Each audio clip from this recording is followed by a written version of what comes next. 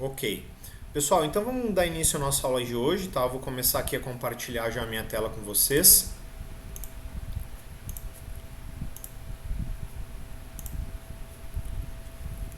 Tá, o pessoal hoje, tá? Então a gente tem que terminar o que faltou da nossa aula sobre o segundo grande grupo de diversidade de pseudofungos que a gente trata aqui na disciplina, que são os fungos ameboides. Né? Na aula passada a gente falou sobre os dictyosteliumicetos, depois sobre o principal grupo de fungos ameboides, que é os mixomicetos, e ficou faltando, pessoal, a gente complementar duas coisas rápidas.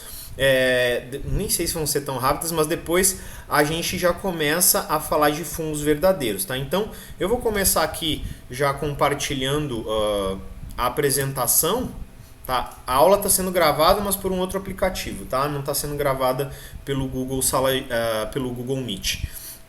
Então, na última aula, né, pessoal, a gente parou na explicação do ciclo de vida dos mixomicetos, que é um ciclo de vida que envolve alternância de gerações. É o tipo de meiose espórica, né, em que a gente tem duas fases somáticas. O ciclo de vida aqui dos mixomicetos, que vocês estão vendo aqui na tela, né, que eu lembro que eu usei o Jamboard lá para a gente dar uma esmiuçada aqui nesse ciclo, é um ciclo de vida semelhante ao das plantas, em que a gente tem uma fase somática 2N, uma fase somática 2N, que é o plasmódio, aquela, a gente viu o vídeo, né? Aquela estrutura que pulsa por sobre o substrato, né? E que nesse movimento de pulsação vai aproveitando para fazer fagocitose de estruturas, né? Então, esses fungos aqui não são decompositores, são ou predadores ou detritívoros. E essa fase 2N alterna com uma outra fase, que é a fase haploide, também uma fase somática, só que essa fase haploide aqui é unicelular e corresponde às mixoamebas. Pessoal, a gente explicou, esmiuçou esse ciclo de vida. Caso tenha ficado alguma dúvida, né, vocês podem fazer perguntas. O que faltou dessa aula aqui, pessoal? Faltou a gente falar da diversidade morfológica dessa etapa aqui, ó.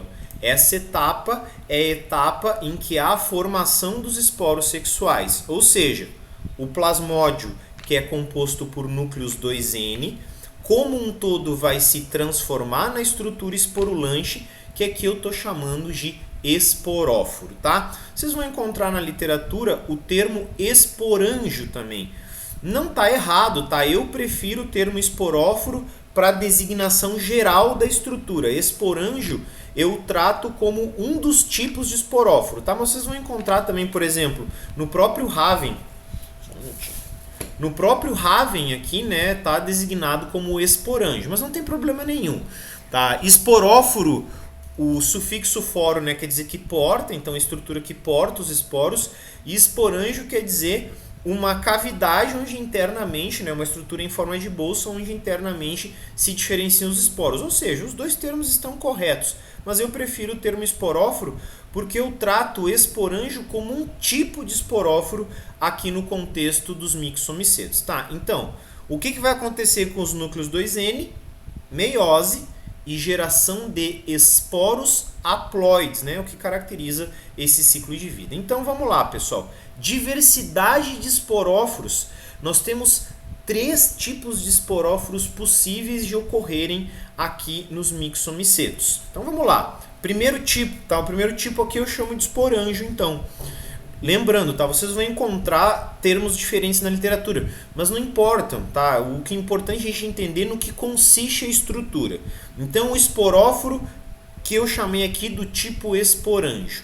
Pessoal, essas estruturas que vocês estão vendo aqui, nós temos 4 fotografias, né, de estruturas macroscópicas. São estruturas macroscópicas, apesar de serem diminutas, vão atingir aí no máximo 1 centímetro, no máximo. Se tiver 1 centímetro, já é um esporângio considerado grande. Mas de qualquer maneira dá para ver o olho nu. Tá? E o esporângio, pessoal, consiste numa haste de sustentação chamada estipe, numa porção captada, uma porção, né, que vai ser sustentada por esse estipe, que corresponde no quê? Numa membrana, na verdade não é uma membrana, tá melhor dizendo, uma película uma película que vai proteger uma rede interna que porta os esporos. Qual o nome dessas estruturas, tá? Então, essa estrutura aqui, nesse caso, nessa imagem que eu estou chamando a atenção aqui, essa imagem central, essa estrutura já está rompida. Então, ela se chama perídio. Tá? Vou escrever aqui para vocês no chat. Tá? Então, o nome da estrutura que a gente tem, né, que é uma película protetora da rede interna que porta os esporos, é chamada perídio. E qual o nome da rede interna que vai estar portando os esporos? Pessoal, aquela rede interna, já vou destacar ali, não é hifa, tá? Nesses fungos aqui não ocorre, em nenhuma etapa do ciclo de vida deles ocorre hifa. São simplesmente filamentos, que nada mais é do que o processo de transformação do próprio plasmódio que vai gerar todo esse esporângio. Então o nome daquela redinha interna é capilício. Então nós temos o perídio protegendo o capilício. O que tem no capilício? O capilício porta os esporos. Os esporos não estão presos no capilício. Os esporos estão simplesmente anexados, tá? Não tem nenhuma ligação física entre eles. Tá? Simplesmente é uma rede de filamentos e lá dentro a gente tem um conjunto bem grande, né, de esporos. Nessa imagem aqui mais da esquerda, ó, pessoal, o perídio ainda nessa espécie de uma coloração distinta, ó, o perídio ainda não está rompido, o perídio está íntegro. Aqui nessa espécie da figura central mais acima, o perídio já está rompido, expondo o capilício. Então o vento vai bater, né, vai passar por aqui e vai levar os esporos, né, os esporos vão ser dispersados. Eventos como gotas de chuva ou a passagem de animais naturalmente vão auxiliar no processo de dispersão também, mas é principalmente dispersado pelo vento. Então aqui, ó, pessoal, temos 4 figuras de espécies que possuem esporóforo do tipo esporângio. Vocês podem ver que a morfologia é variável, cores diferentes, formas dessa porção apical que são distintas também. De qualquer maneira, tá? Sempre vamos ter, então, um perídio recobrindo um capilício e quando o esporângio estiver amadurecido, essa rede interna, o capilício, vai ser exposta para a dispersão dos esporos, tá? Nós temos, pessoal, na coleção didática de fungos da UEM, alguns esporângios. Não é uma estrutura rara de se encontrar na natureza. Ó, a imagem que vocês conseguem ter uma ideia melhor do tamanho é essa daqui. Isso daqui é um tronco em decomposição. Nós temos aqui alguns pequenos musgos, ó, nesse tronco em decomposição. E dá para perceber, olha aqui, ó, o resto do plasmódio, né? Claro, vocês lembram do vídeo que a gente viu, né? O esporóforo como um todo, ele emerge do plasmódio. A sua origem é a transformação morfológica do plasmódio. Tá? Então aqui a gente tem um conjunto de esporângios. Esse aqui é o gênero Stemonites, tá? Nós temos bastante material desse gênero. Esse gênero aqui mais amarelado é o gênero Trichia. Tá? E o que é interessante aqui nesses fungos, né, pessoal? Na aula prática, o que a gente faz? Claro, a gente coloca esse material na lupa para observar o aspecto macroscópico. Se choveu, né, é mais provável que a gente encontre materiais frescos, então eles estão mais vistosos, mais bonitos. Mas o que é bem interessante é fazer um preparado microscópico do capilício, né? Então a gente pega um preparado microscópico, tira um pedacinho ali do capilício. Esse gênero Trichia aqui, ele é lindo na microscopia, pessoal. Então essa imagem que está mais aqui para baixo, ó, o que a gente está observando? Ó? Olha como é a ornamentação da parede celular da rede que forma o capilício, tá? No caso aqui, ó, de Stemonites, né, aqui tem uma figura. A parede não é ornamentada, mas vocês podem ver que é um padrão de ramificação do capilício, mas aqui em Trichia, olha como é a ornamentação. Ela é helicoidal e cruzada ainda. São como se fossem duas estruturas helicoidais que estão fazendo a ornamentação dessa parede. Parece um cordão de ouro. Essa é a coloração natural desse material, tá? A gente observa, super bonito, tá? A gente faz a prática, né? O pessoal bate bastante fotografia porque é muito bonito de ver na microscopia. Qual que é a função dessa ornamentação?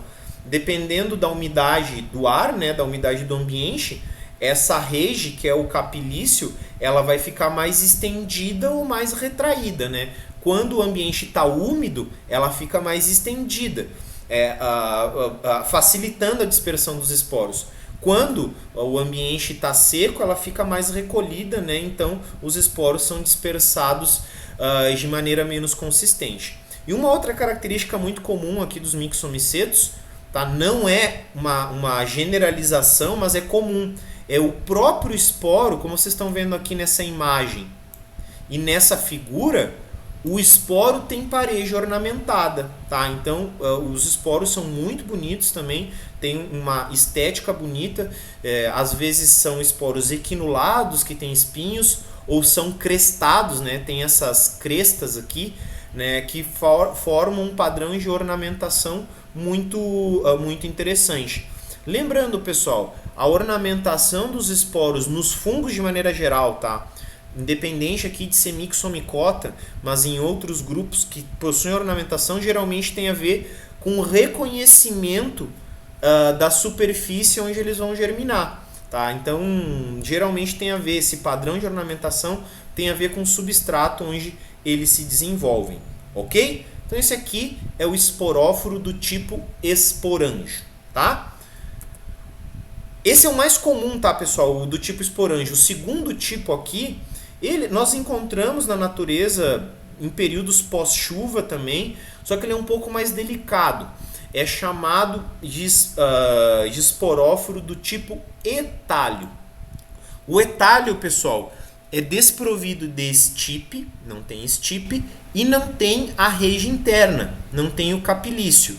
Então ele tem perídio, tá? Então essas esferas aqui, ó, cada uma dessas esferas é um etalho, tá? Que foi originado naturalmente, né, do plasmódio que se transformou nessa estrutura. Só que ele tem o capilício, ele tem o perídio, né? Ele tem a película externa que faz a proteção. Quando os esporos lá dentro amadurecem, esse perídio se rompe, tá? Nessas 3 imagens aqui, ó, o etalho ainda está íntegro. Nessa outra imagem que vocês podem perceber, ó, que já se rompeu o perídio, expondo uma massa compacta de esporos. Esses esporos estão soltos ali, tá? Não estão sendo portados por nenhuma estrutura, que não tem o capilício. Então, quando o perídio se rompe, ele expõe diretamente os esporos, né? Então, o vento ou a água batem ali e acabam dispersando os esporos. A consistência, pessoal, dessa massa de esporos, e vocês estão vendo aqui que pelo menos nessa espécie, que é uma espécie bem comum aqui na nossa região, tá? A consistência parece ele é pulverulento, mas é um pulverulento um tanto quanto pastoso. Parece aquela maquiagem que se passa no rosto, se eu não me engano o nome é base, né? Parece uma base, inclusive a coloração, né? Então a gente passa o dedo ali e o dedo sai sujo com uma massa de esporos. Claro que é pulverulento, mas é um tipo de pulverulento que meio que fica grudado, né? Para facilitar o processo de adesão no substrato. Quando nós encontramos o etalho ainda imaturo, tá? Aí isso é muito comum, tá? A gente encontra ele tem, né, dimensões pequenas também, vai ter 1 centímetro, 2 centímetros no máximo de diâmetro, né? A gente quer apertar e a gente aperta e vaza um líquido viscoso, tá? Então, o que é aquilo, né? É o protoplasma do plasmódio que está em processo de transformação no próprio esporóforo, né? Só que ele não está amadurecido. Então, provavelmente a gente encontrou o etalho ali numa etapa intermediária de formação, sem a diferenciação ainda dos esporos, né? Então ali provavelmente está ocorrendo o processo de meiose ainda e a formação dos esporos sexuais. Quando está amadurecido, acontece que, como nessa imagem, o perídio rompe e expõe a massa de esporos, tá? Temos material desse tipo de esporóforo na coleção também, só que vocês devem imaginar o seguinte, né, pessoal? À medida que o tempo passa, né, independente da gente manipular ou não, isso vai se desgastando. É bem difícil de preservar essa estrutura. E ela só pode ser preservada quando encontrada madura. Porque quando encontrada imatura, a gente seca, porque tem que secar, senão mofa, né? a gente seca e acaba virando nada, né? Fica uma película sobre o substrato e a gente não consegue observar nada. Então o ideal é procurar esse tipo de esporóforo nos períodos pós-chuva, né? Pós-chuva, assim, uma semana, 2 semanas depois da chuva. Chuva consistente, né? Não essa chuva de mentira que caiu aqui ontem. Tá, uma chuva consistente. Uma semana depois é comum nós encontrarmos retalhos no subbosque, principalmente de ambientes florestais. Ok? O último tipo, pessoal, é chamado de plasmodiocarpo. Primeira coisa, aqui ó, não tem um nome melhor, tá? Com o sufixo carpo. Carpo quer dizer fruto. Então é um termo relacionado à botânica. Eu tinha falado para vocês que nós evitamos termos relacionados à botânica aqui na micologia, mas para essa estrutura aqui não tem outro termo em português, então a gente usa o termo plasmodiocarpo. Plasmodiocarpo, pessoal, é o plasmódio que ele mantém basicamente a sua morfologia e se transforma no esporóforo. Então olha aqui como é um padrão bem bonito, um padrão bem reticulado, né, que é o mesmo padrão que a gente encontra quando o plasmódio está crescendo por sobre o substrato, né? Vocês lembram lá do vídeo que eu apresentei para vocês? Então, o plasmódio, né, ele para de crescer e ele se transforma, claro, nos outros também é ele que se transforma no esporóforo, só que ele mantém a morfologia geral. Não há uma mudança drástica na morfologia geral, porque na estrutura é claro que muda, porque aqui no plasmodiocarpo nós não temos estipe, mas temos, vocês estão conseguindo ver aqui, acredito, nesse detalhe da imagem, tem perídio e tem capilício também. Tá? Então aqui no plasmodiocarpo é formado um perídio, o perídio se rompe e expõe o capilício. Exatamente como no tipo esporângio, só que lá no tipo esporângio a morfologia geral é distinta, né? Tem um estipe e uma porção captada.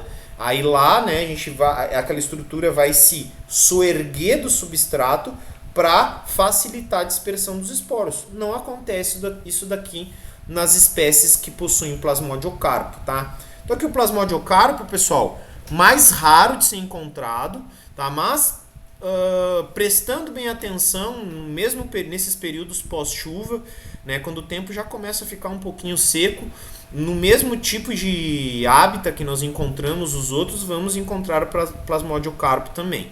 Por exemplo, aqui em Maringá, né, quando eu faço as coletas para aula prática de mixomicota, tá? Eu geralmente, né, vou no Parque do Ingá ou no Horto Florestal ou eventualmente algum outro fragmento aqui da cidade, tá? E o que eu faço, né, pessoal? Eu começo a ir atrás de troncos caídos e principalmente troncos que tenham orelhas de pau que estejam velhas.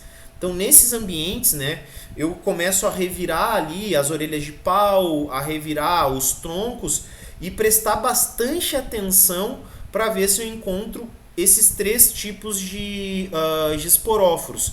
Tá? Geralmente eu encontro, tá? Nem sempre encontro todos na mesma coleta, né? Então tem que fazer uma coleta adicional. Eventualmente não aparece um, né? Mas tem material na coleção.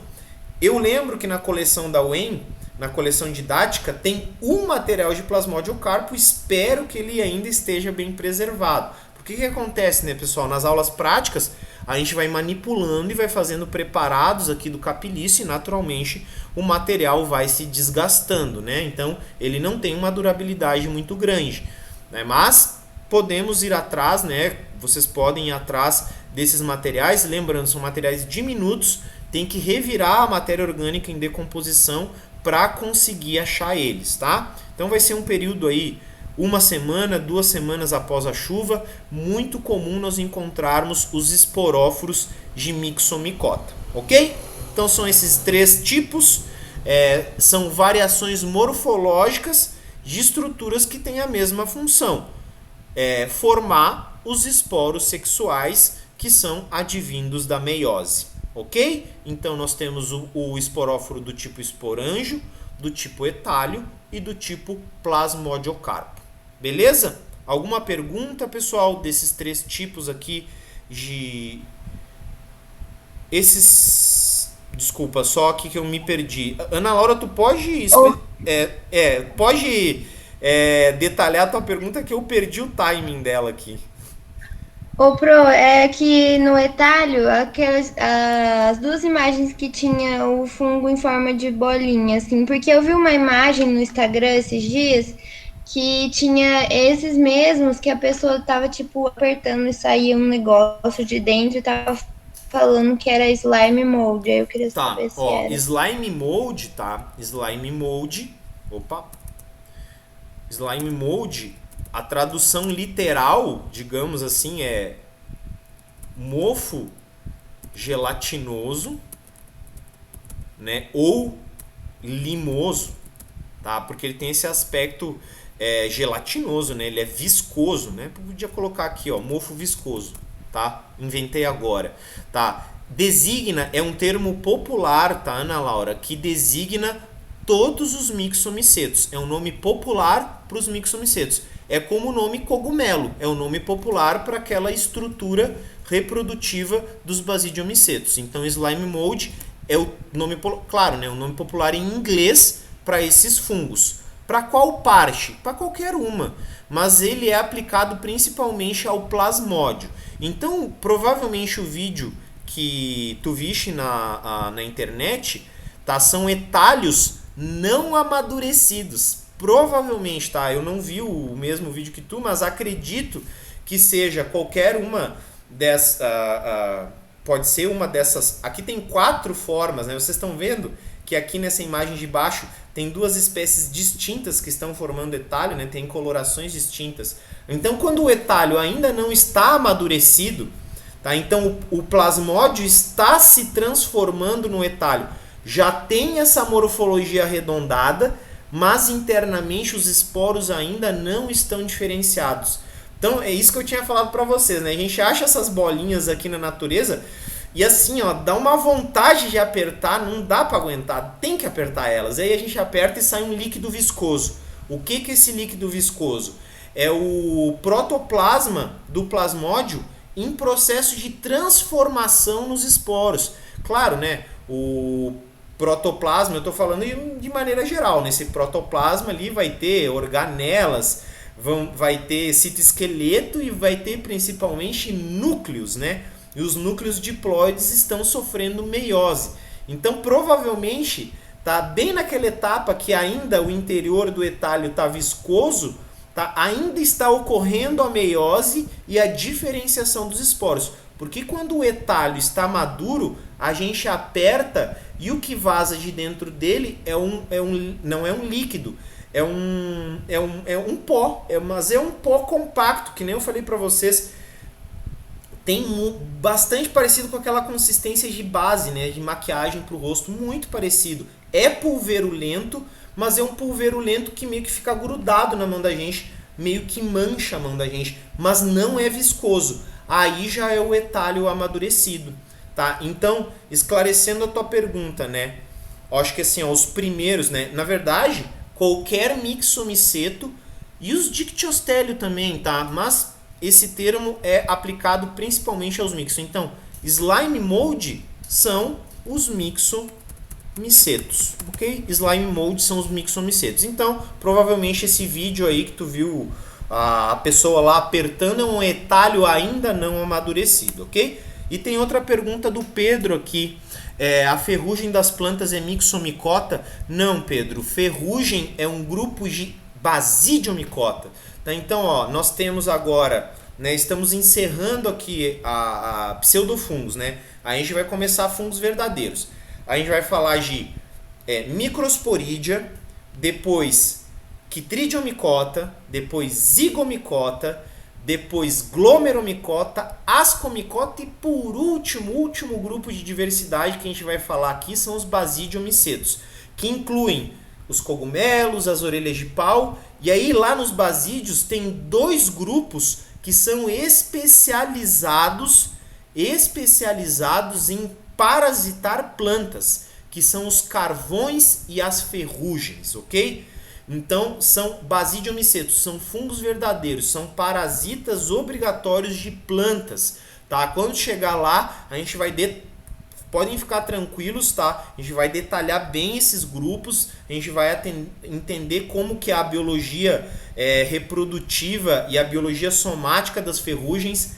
Já adianto para vocês, ferrugem, pessoal, vocês lembram que na aula inicial tinha um slide lá que eu falava da complexidade do ciclo de vida. Aí, justamente eu dava o exemplo de glomeromicota, né? Aí eu falava lá glômero. Glômero não faz nem reprodução sexuada, então tem um ciclo de vida simples. Aí eu falava, por outro lado, tem um grupo que tem até 5 fases no seu ciclo de vida. Esse grupo são as ferrugens. Tem 5 fases no ciclo de vida. Um ciclo de vida super complexo. Tem hospedeiro intermediário e hospedeiro final. Tá? Lembra muito alguns parasitas protozoários e animais, né, que tem 2 tipos de hospedeiro durante seu ciclo de vida. Isso vai ocorrer nas ferrugens também. Mas é assunto para daqui, não sei nem dizer quantas aulas, tá? Mas para daqui algumas aulas a gente vai falar das ferrugens. Vou mostrar um vídeo aqui para vocês também do ciclo de vida da ferrugem do trigo, super interessante. A gente vai entender como que é o ciclo de vida e qual que é a importância ecológica e econômica deles, ok? Mas os mixomicetos aqui nós não temos espécies parasitas, beleza? Alguma pergunta a mais, pessoal, desse tópico aqui das estruturas reprodutivas? Qualquer coisa é só abrir o microfone ou escrever aqui. Última coisa de mixo, pessoal. Última aqui, para a gente encerrar e começar já a falar de fungos verdadeiros. Eu tinha comentado com vocês, né, na aula anterior, assim, que do ponto de vista da importância ecológica, os mixomicetos, né, e também os dictyosteliomycetos vão ser o que, pessoal? Detritívoros ou predadores, tá? Não são decompositores. Por quê? Decomposição, pessoal, necessariamente inclui mineralização de compostos orgânicos, ou seja, o resultado do metabolismo de um organismo considerado decompositor vão ser moléculas inorgânicas ou moléculas orgânicas extremamente reduzidas na sua complexidade. Então, a transformação química desse alimento, tá, vai ser matéria orgânica morta, tá? São saprotróficos, mas para ser decompositor saprotrófico tem que ter esse processo de mineralização. Quem que faz isso na natureza? Fungos verdadeiros, pseudofungos ou micetos, bactérias e alguns poucos protozoários. E só, ninguém mais. Os mixomicetos, pessoal, não são decompositores propriamente ditos, mas são detritívoros, assim como microinvertebrados do solo. Por exemplo, minhocas. Minhocas não são decompositoras, tá? Minhocas são detritívoras. Agora, os organismos detritívoros participam, melhor dizendo, do processo inicial da decomposição. Por quê? Porque eles fragmentam o substrato morto. Os detritívoros, por exemplo, os mixomicetos, vários protozoários e microinvertebrados do solo, alguns vertebrados também, tá? Eles consomem matéria orgânica morta, alteram ela quimicamente, fragmentam ela fisicamente, mas não fazem decomposição. Eles não fazem esse processo de mineralização. Eles são importantes no início do processo de decomposição, apesar de não serem decompositores propriamente ditos. Então, quando vocês vão estudar o processo de decomposição em alguma disciplina de ecologia, tá? A gente até pode falar algumas coisas lá nas relações, na aula de relações ecológicas, né? Mas isso é assunto de disciplina de ecologia, tá? Então lá vocês vão estudar que a decomposição, a primeira etapa é justamente o processo em que participam os detritívoros. Por que essa etapa é importante? Porque imagina um pedaço de madeira que morreu, desse tamanho.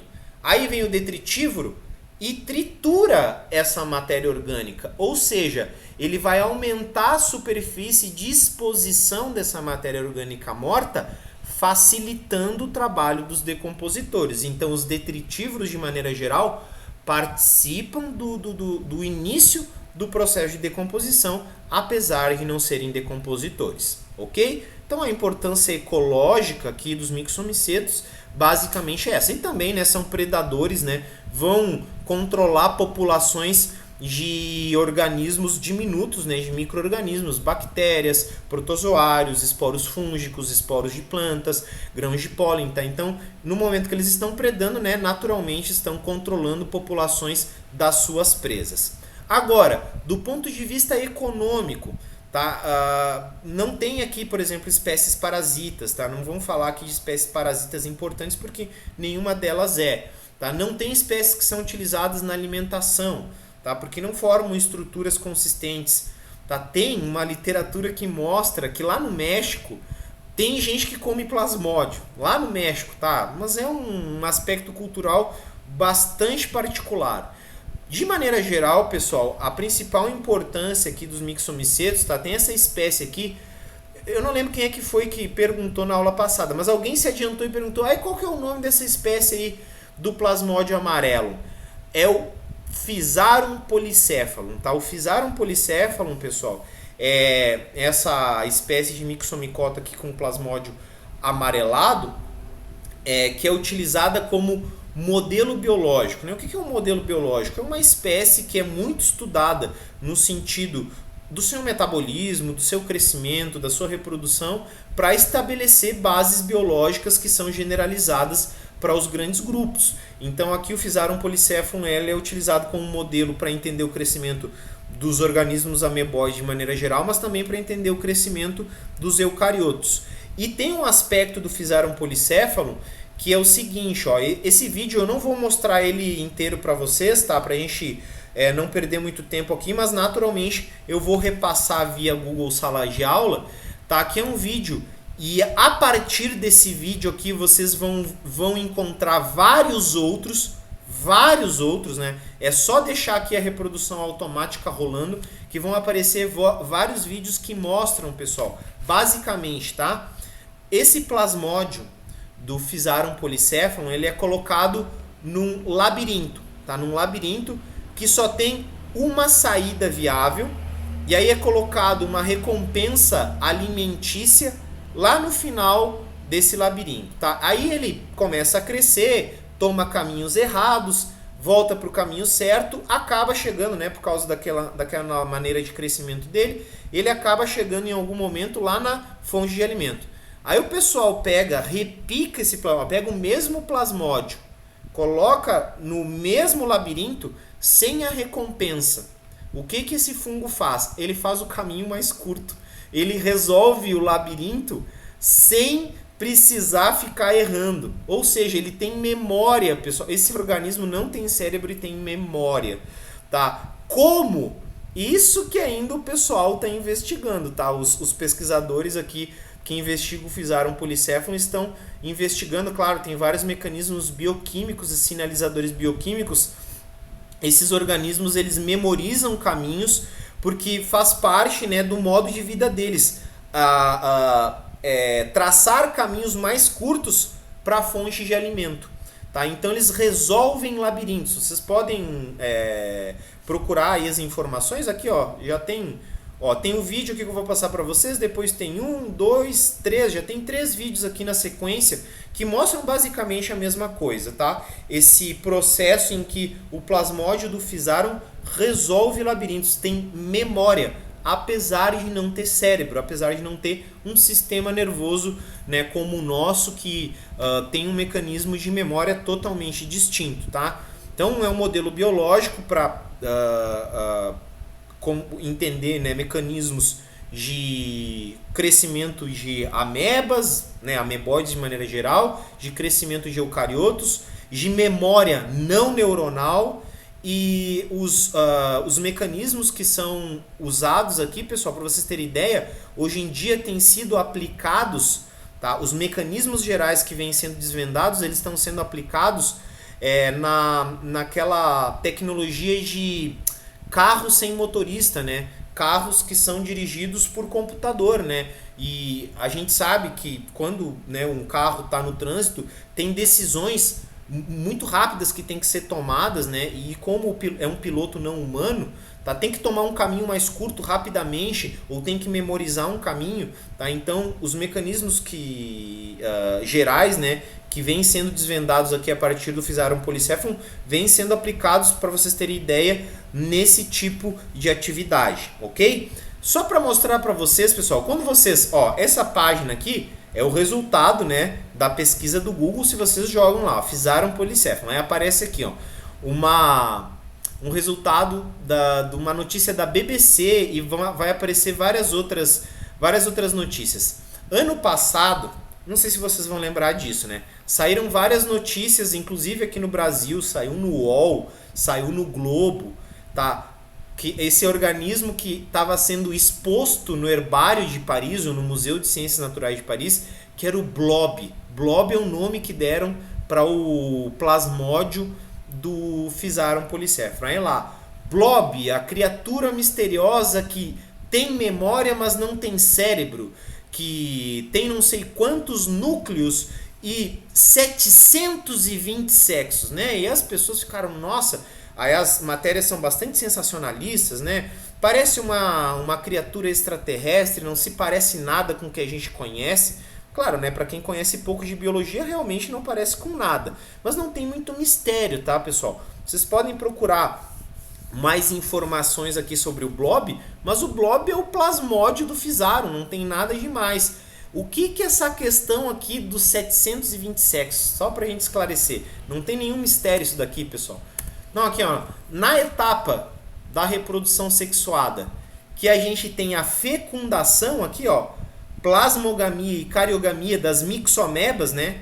Então aqui, as mixoamebas, elas vão se comportar como gametas nessa fase somática aqui, então elas vão se fundir, elas têm núcleos N, né? Elas vão se fundir para formar uma célula 2N, que é o zigoto que depois vai gerar o plasmódio multicelular 2N, tá? Essa fusão aqui, tá? Dependendo da espécie, existem padrões de compatibilidade, né? Ou seja, um certo tipo genético ele é compatível só com outro tipo genético, do ponto de vista sexual. É isso que a gente chama de sexo, né, pessoal? E aqui, o que acontece no Physarum polycephalum? Existem 720 variantes sexuais. É bastante, chama atenção, claro, né? É raro a gente encontrar isso, mas não tem muito mistério. Se a gente imagina o tanto de núcleo que tem aqui dentro, né? É uma estrutura multinucleada. O tanto de esporos que são gerados, né? E se a gente imagina o tanto de mixoamebas que tem na natureza, não é incomum a gente imaginar que existam vários padrões de compatibilidade sexual, tá? Então lá existem 720 tipos sexuais. Nossa, é coisa pra caramba. De fato é, mas não é nada do outro mundo, tá? Existem outros organismos também, outras linhagens que têm vários tipos sexuais. O normal é que a gente tenha menos, né?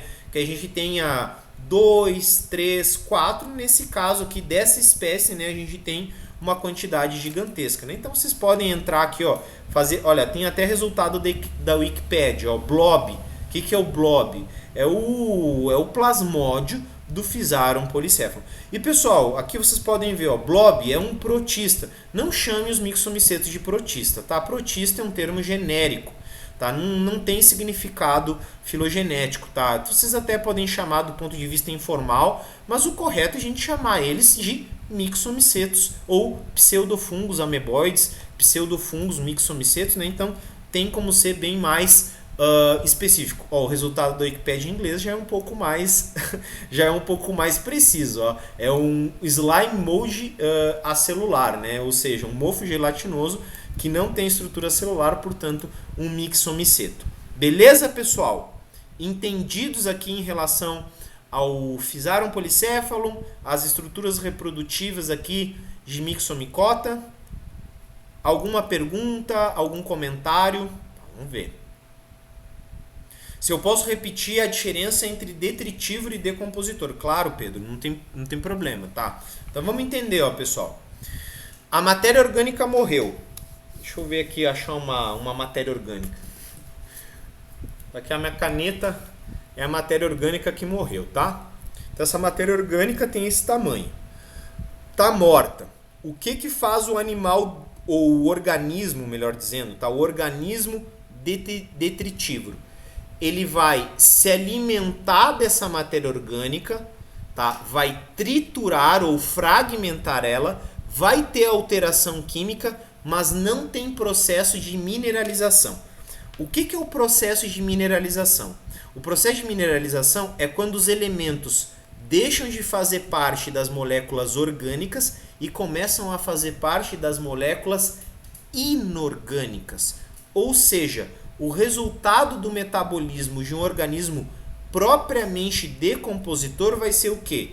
CO2, água, N2, O2, HCl, pode ser pode ser HCl também, ou pode ser uma molécula orgânica extremamente simples, mas geralmente vai ser uma molécula inorgânica. Ou seja, se no processo de produção a gente tem o evento contrário, ou seja, os elementos deixam de fazer parte do mundo inorgânico e passam a fazer parte de moléculas orgânicas. No processo de decomposição é o contrário. É o contrário. Então os elementos deixam de fazer parte do mundo orgânico e agora passam a fazer parte do mundo inorgânico. O resultado do metabolismo de uma espécie propriamente decompositora, tá, são moléculas inorgânicas. Tá? Então eles fazem o processo de... Eu chamo remineralização, mas vocês vão encontrar na literatura como processo de mineralização. Ok? Vocês podem procurar. Procurar onde, pessoal? Em bibliografia de livros de ecologia. Eu tinha hoje uma bibliografia aberta, mas eu acho que eu fechei. Fechei, tá? Eu tinha aqui o livro do Begon, que estava aberto. Tá? Então lá no livro do Begon tem lá o capítulo de decompositores. Aí lá vai explicar direitinho o que é esse processo de mineralização. O que faz um detritívoro? Ó, pessoal, o detritívoro, então ele vai se alimentar dessa matéria orgânica e vai fragmentar ela. O resultado do processo são moléculas orgânicas transformadas, ou seja, não teve mineralização, não teve decomposição propriamente dita. Agora, esse processo de trituração ou fragmentação do substrato da matéria orgânica morta, que inclusive teve alteração química, porque imagina aquele plasmódio crescendo sobre o substrato, né? Aí ele encontrou um pedacinho de madeira e mandou para dentro do plasmódio. E ele processou aquilo, utilizou um pouco daquela matéria orgânica como fonte de alimento e o restante foi descartado. O que foi descartado ainda são moléculas orgânicas, porém fragmentadas e alteradas do ponto de vista químico. Então, essa matéria orgânica fragmentada, a atuação dos decompositores é facilitada. Por quê? Porque a gente tem uma maior exposição da área da matéria orgânica que está morta. Ok? Então, detritívoro, ele vai fragmentar e alterar quimicamente o substrato morto, a matéria orgânica morta. São saprotróficos também, tá? São saprotróficos. Se alimentam de matéria orgânica morta. Agora, não são decompositores. Eles não vão fazer de maneira alguma mineralização.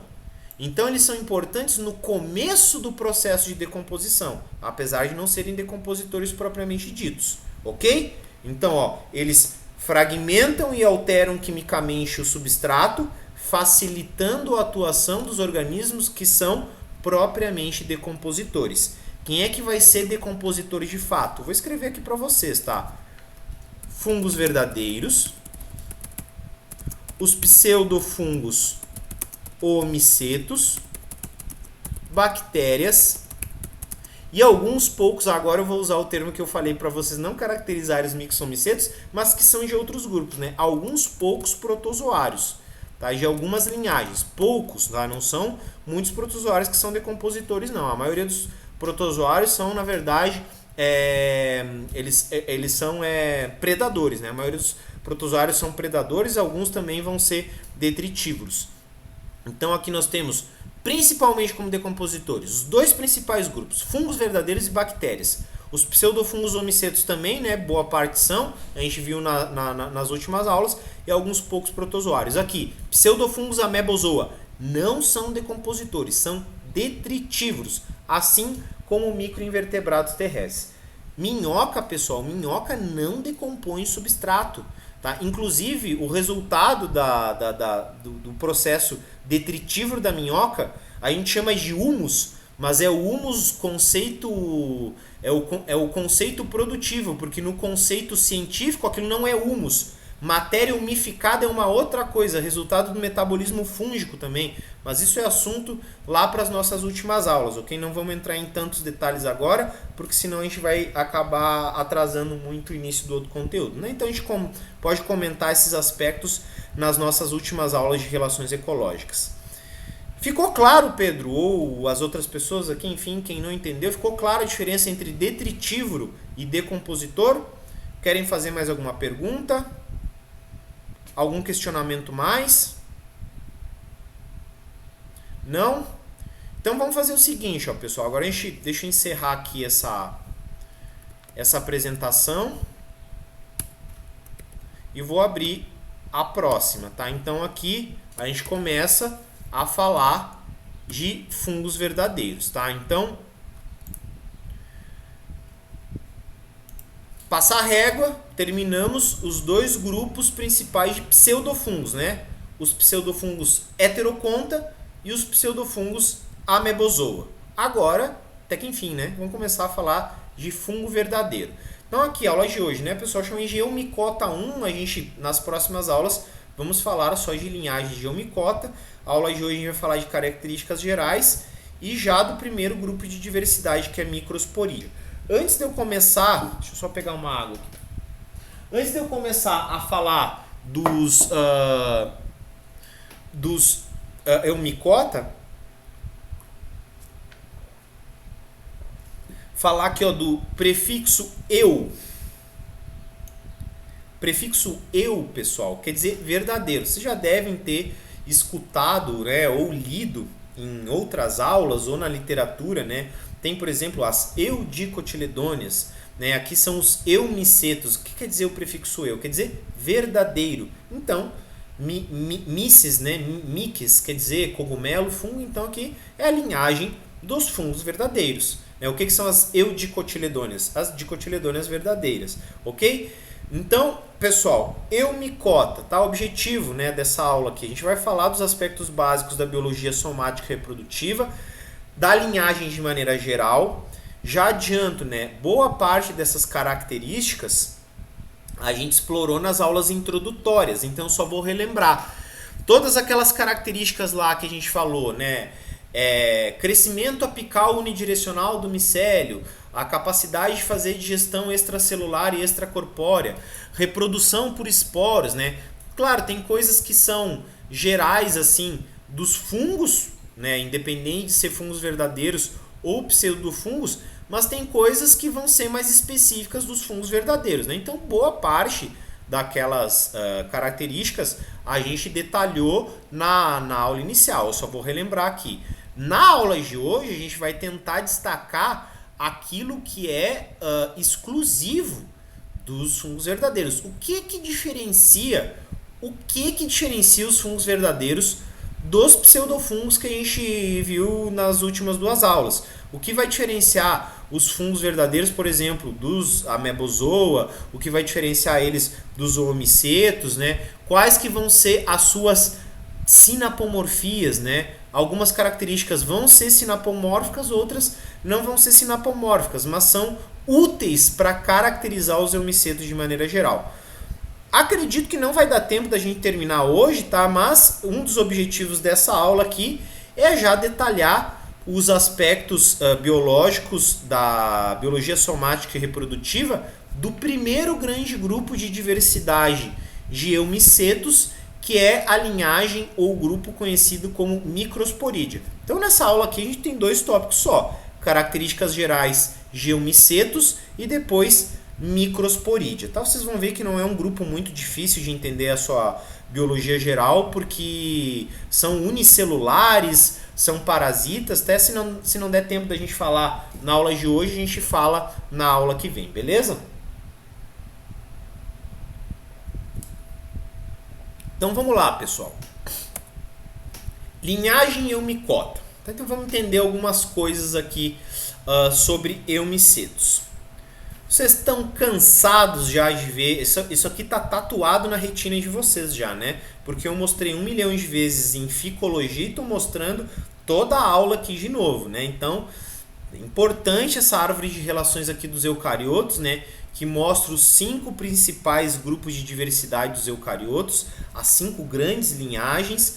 Já falamos aqui dos pseudofungos Stramenopilos, os pseudofungos de Amebozoa, e agora vamos falar dos fungos verdadeiros que estão no grande grupo Opisthoconta. Então, primeiro aspecto, fungos verdadeiros é um grupo monofilético. Tá? Então aqui ó, a gente tem uma linhagem só que corresponde aos fungos verdadeiros. É um grupo, portanto, natural. Tá? Todos os fungos verdadeiros compartilham um único ancestral comum. Tá? Um ancestral hipotético, claro, né, que deu origem a toda a diversidade conhecida hoje. Tá? Então, eumicetos, isso já está super bem estabelecido na literatura, é um grupo monofilético. Tá? A primeira coisa que a gente tem que destacar. Segunda coisa que eu vou destacar aqui, pessoal, um aspecto mais geral, tá? Eu vou fazer uns desenhozinhos aqui meio toscos, mas eu acho que vai dar para entender. Vamos lembrar lá a questão dos heteroconta, tá? Por que tem aquele nome heteroconta? Vocês lembram? Heteroconta é porque o ancestral que deu origem a esse grupo é biflagelado e esses flagelos são desiguais. Um deles é liso e o outro tem os mastigonemas, né? E a posição desses flagelos é anterior, ou seja, o sentido de natação dessa célula que eu desenhei aqui, ó, é esse o sentido, tá? Então, o sentido de natação é o mesmo lado onde estão inseridos os flagelos, ou seja, os flagelos se dobram para trás, para a porção posterior da célula, ok? Nós temos aqui, pessoal, ó, o que dá para deduzir também, visualizando essa árvore de relações filogenéticas aqui dos eucariotos, ó, que os amebozoários são relativamente próximos, claro, do ponto de vista evolutivo, com os Opisthoconta. Eles compartilham um ancestral comum mais recente do que com as outras linhagens, ok? Então aqui a gente tem a Amebozoa mais a Opisthoconta formando um grupo monofilético. Tá? Esse grupo monofilético, no contexto geral dos eucariotos, é chamado de uniconta. Tá? Então, os uniconta, tá? Hipoteticamente, esse ancestral comum aqui tinha um flagelo. Nos Opisthoconta, o que quer dizer opisto, pessoal? Quer dizer oposto. Então, aqui nos Opisthoconta, a gente teve a migração desse flagelo por uma posição posterior, tá? Então, está no lado oposto à posição anterior, portanto, o sentido de natação das células flageladas aqui em Opisthoconta é esse. São aquelas células flageladas que a gente está acostumado a ver, né? Por exemplo, espermatozoides animais, né? Que tem aquele flagelo posterior. Então, o sentido de natação é o sentido oposto ao posicionamento do flagelo, né? O flagelo está posicionado aqui, o sentido de natação é o oposto, por isso que é chamado de Opisthoconta, tá? E aqui nos Opisthoconta, pessoal, quem que está aqui junto com os fungos verdadeiros, né? Eu já falei isso daqui mais de uma vez, mas nunca é demais a gente repetir. Nós aqui, ó, metazoários, animais. Então, super importante, pessoal, super importante. Fungos verdadeiros são proximamente relacionados do ponto de vista evolutivo com os animais. Muito mais relacionados aos animais do que com as plantas, por exemplo, que estão aqui, ó, em Arqueplastida. Tá? Então, planta e fungo, do ponto de vista evolutivo, não tem nada a ver. O que aconteceu durante o histórico de classificação? que, como eu já falei, né, os fungos durante muitos anos foram classificados como plantas aclorofiladas. Mas, claro, era uma classificação totalmente artificial. A gente sabe que é artificial porque a gente tem dados para falar isso hoje, né? Na época as pessoas pensavam, os pesquisadores pensavam que os fungos eram mais aparentados com as plantas do que com os animais. Porque que tipos de dados que existiam? Morfológicos. Então, planta e fungo não se movem.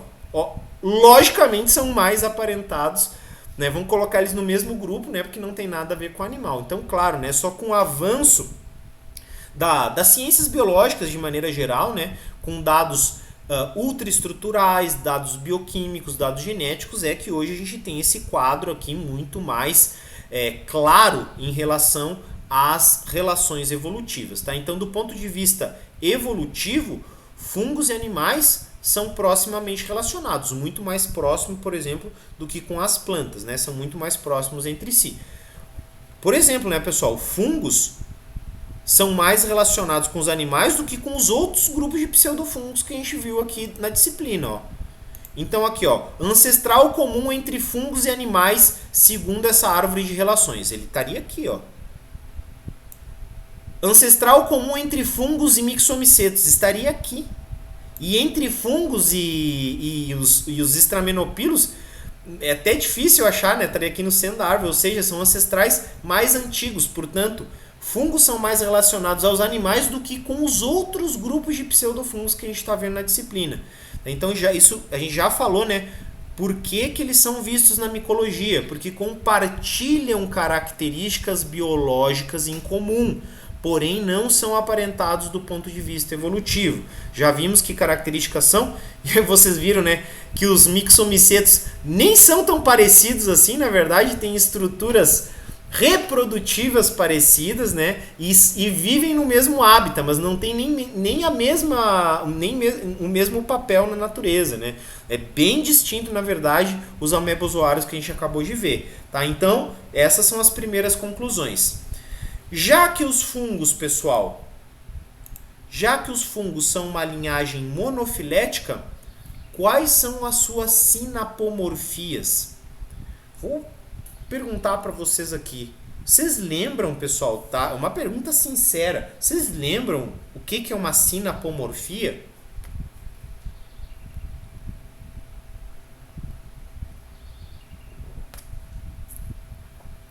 Vocês lembram o que é uma... São caracteres homólogos? Aqui, ó. Vocês estão indo na direção certa, tá? São caracteres derivados naquela linhagem, tá? Aí, se são caracteres derivados, a gente chama de apomorfia, lembra? É uma apomorfia. Agora, se é um caractere derivado exclusivo, é uma sinapomorfia. Então, quais são as sinapomorfias? Tá? Vocês lembram o que é, viu? Vocês têm a noção do que é. Às vezes é só um pouco difícil da gente colocar em palavras, né? Vocês lembram o que é uma sinapomorfia? Quais são as sinapomorfias dos fungos verdadeiros, então, pessoal? Quais são as características que são derivadas e exclusivas dos fungos, né? A gente vai falar aqui na sequência de algumas características morfofisiológicas que são sinapomorfias. Agora, essas árvores de relações aqui, por exemplo, pessoal, são basicamente baseadas em evidências moleculares. Ou seja, né, como que uma árvore dessas é montada aqui? São sequenciadas algumas regiões do DNA que são conhecidas e que vão existir em todos os organismos, então tem que ser regiões relativamente bem preservadas, né? Por exemplo, regiões que codificam para ribossomo. Ribossomo todo mundo tem, né? Todo mundo tem ribossomo. Então vai lá na região dos genes ribossomais, codificam para as regiões ribossomais. Aí essa região é codificada, né? O que é codificação? Vai lá e vê a sequência de bases nucleotídeas, A, T, C, G, qual que é a sequência daquele trecho conhecido. Isso é comparado e são utilizadas técnicas de reconstrução filogenética. Tá? Isso daí é um assunto muito mais aprofundado, né? Então, máxima parcimônia, máxima verossimilhança, inferência bayesiana, que vão ter como resultado uma árvore de relações filogenéticas. O que a gente precisa saber? A gente precisa saber interpretar a árvore filogenética. A gente não precisa saber como que ela é feita. A gente precisa saber interpretar. Então, o que eu estou falando para vocês? Que os principais caracteres utilizados para montar essas árvores, qualquer árvore hoje em dia, pessoal, são evidências moleculares. Então, as principais sinapomorfias dos fungos, e não só dos fungos, né, de vários outros grupos também, mas aqui o nosso foco é fungo verdadeiro. Na verdade, são sequências moleculares que são únicas dos fungos.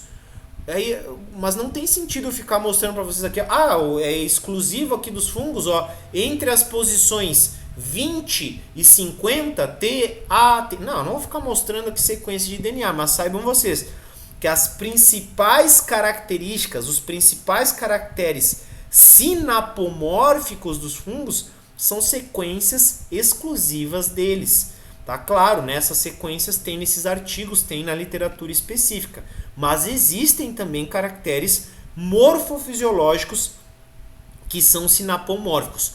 Pouquíssimos, tá? A grande maioria, como eu destaquei aqui, ó, são sequências de DNA que são os caracteres sinapomórficos aqui dos fungos, tá? Então agora na sequência, pessoal, eu vou falar então desses caracteres morfofisiológicos. Nem todos são sinapomórficos, alguns são apomórficos só, porque são compartilhados com outros grupos, tá? Então eles têm importância, acho que foi a Gabriele que falou aqui, né, de caracteres homólogos. Então tem alguns caracteres que de fato aqui são homólogos dos fungos com outros organismos, ou seja, que servem para estabelecer relação, portanto são apomórficos, né, apomórficos compartilhados. Mas alguns outros caracteres não, né? Então a gente vai falar aqui de características gerais e eu vou chamar a atenção, claro, para quando for um caractere exclusivo dos fungos, ou seja, quando for sinapomórfico. Vocês vão ver que são poucas coisas, na verdade, tá? A maioria das características são compartilhadas. O objetivo aqui é a gente fazer uma caracterização geral dos fungos. Algumas características são exclusivas, outras são compartilhadas com outras linhagens, beleza? Então vamos na sequência aqui, pessoal. Primeira coisa, ó, essa linhagem Uniconta, que inclui Amebozoa e Opisthoconta, é uma linhagem, de maneira geral, heterotrófica. Tá? Então aqui, no geral, nós temos organismos heterotróficos. Tá? A gente acabou de ver aqui que os amebozoários têm por característica uma nutrição fagotrófica, né? Eles são fagotróficos por excelência. Fagocitam estruturas de qualquer tipo de origem, né? Estruturas um pouco maiores, estruturas menores, micro-organismos, restos de matéria orgânica, então são fagotróficos por excelência. Então, aqui a fagotrofia, aqui nesse caso, tá? Ele é um caractere plesiomórfico, caractere ancestral. Então, durante a evolução da linhagem Opisthoconta, tá? Agora eu estou falando especificamente, que belo risco, especificamente da linhagem Opisthoconta, tá? Houve uma perda gradual da fase fagotrófica, ok? Então, à medida que os grupos de Opisthoconta foram se diferenciando, houve uma perda gradual da fase fagotrófica. Os fungos, pessoal, correspondem a um extremo dessa característica, ou seja, não apresentam nenhuma fase fagotrófica, nenhuma capacidade de fazer fagocitose. Ou seja, né, a gente já falou isso, a nutrição dos fungos é completamente extracelular, extracorpórea, né? Ela é uma nutrição do tipo absortiva, é o que a gente chama de osmotrofia. Lembrando, né? Secreta as enzimas digestivas, as enzimas vão fazer a digestão fora da célula, fora do corpo desses organismos, para posteriormente ser absorvidos. Então é um extremo dessa perda da fase fagotrófica. Vamos comparar aqui com outro grande grupo de diversidade dos Opisthoconta, que são os animais. Em relação a essa característica da nutrição, tá? Em que os fungos possuem nutrição osmotrófica, digestão extracelular e extracorpórea, Vocês devem saber, vocês sabem naturalmente, porque a gente estuda isso. E é o nosso próprio corpo, né, pessoal? A gente conhece como funciona. Como que é a nutrição dos animais em relação a esses aspectos, tá? Eu tô fazendo aí uma pergunta para vocês. Como que é a nutrição dos animais? Como que é o processo digestivo nosso? Como que a gente se alimenta? Como que é a nossa digestão?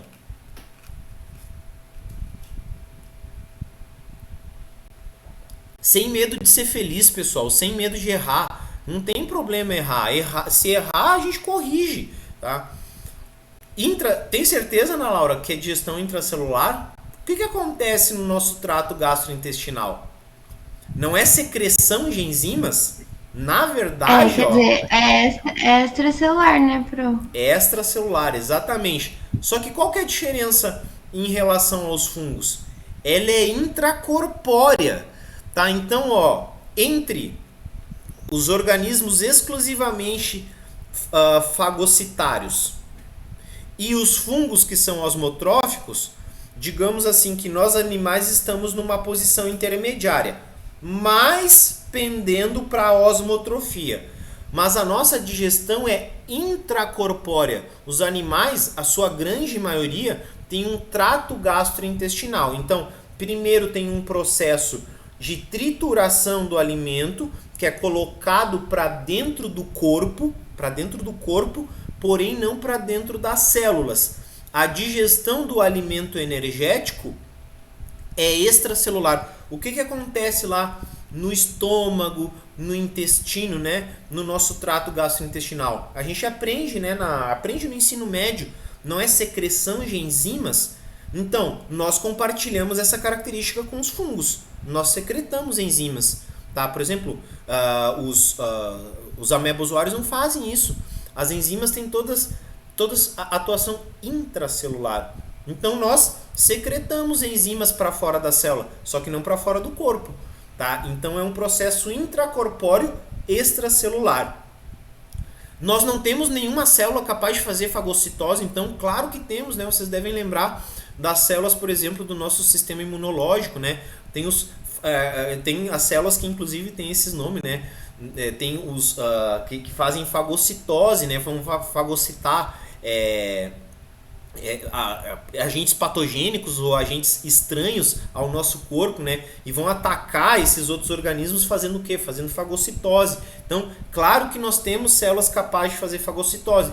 Nós não chegamos a um extremo tão grande como os fungos de perder completamente a fase fagocitária. Mas nós não usamos a fagocitose como uma maneira de alimentação. Nós usamos essa característica da fagocitose, por exemplo, para defender o nosso corpo de agentes externos, né?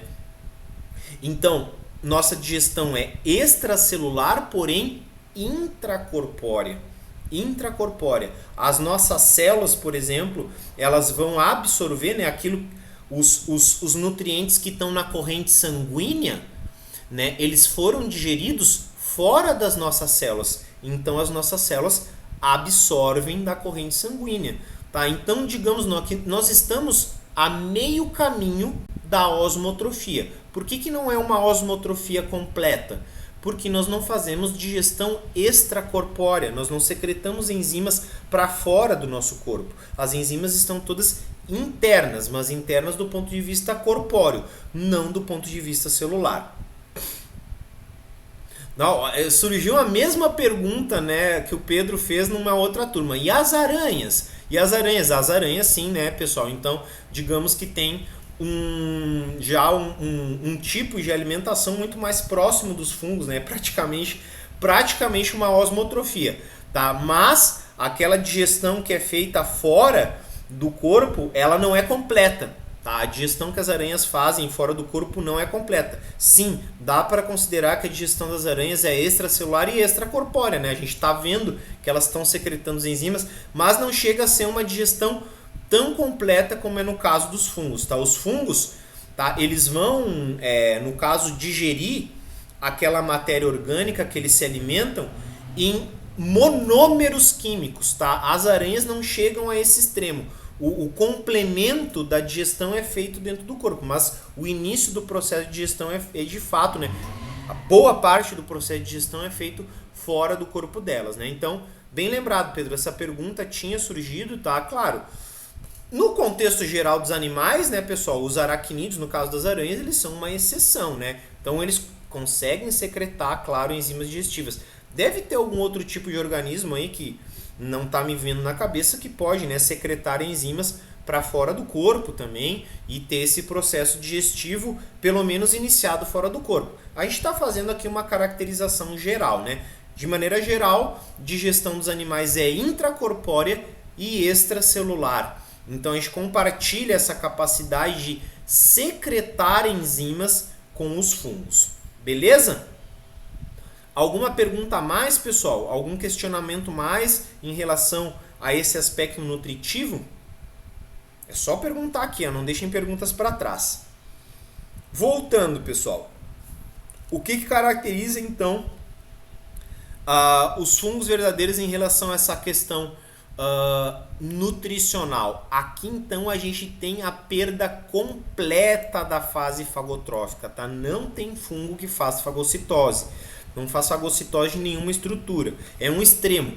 Eu não gosto de caracterizar, na verdade não é aconselhável a gente caracterizar grupos pela perda de estruturas ou de alguma característica, né?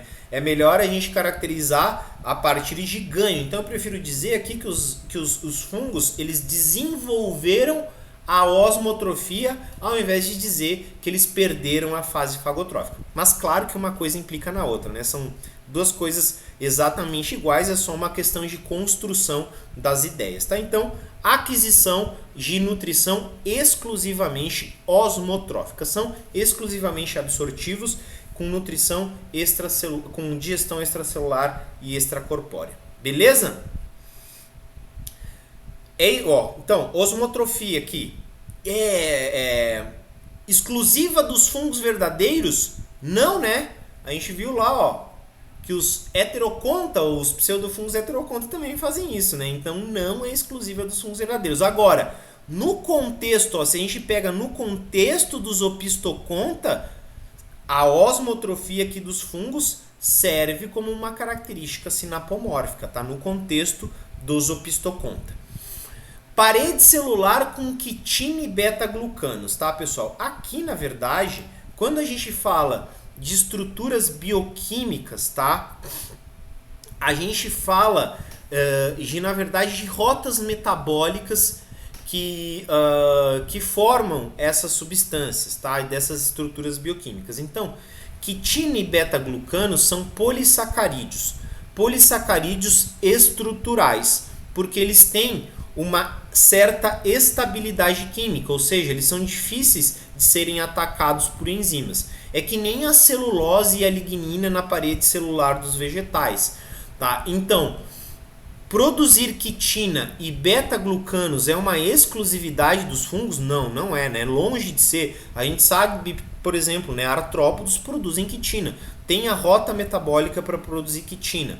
Existem outras linhagens aqui dentro dos opistoconta mesmo que possuem as rotas metabólicas para produzir os beta-glucanos, inclusive os mesmos beta-glucanos que nós encontramos nos fungos, tá? Tem dois tipos de beta-glucanos, tá? Isso daqui é um detalhamento que a gente não precisa entrar. Então a rota bioquímica não é uma exclusividade dos fungos. Agora, utilizá-los num arranjo específico na parede celular, aí sim é exclusividade dos fungos, tá? Então, a rota bioquímica para produzir não é uma característica sinapomórfica. Agora, o arranjo característico em que a quitina ela fica basicamente cristalizada na base da parede. Vocês lembram uma figura que eu mostrei para vocês lá na nossa aula introdutória? A quitina, ela forma placas, tá? A quitina não é organizada em forma de fibras, né? Ela forma placas na base da parede celular. Os beta-glucanos sim formam fibras na parede celular.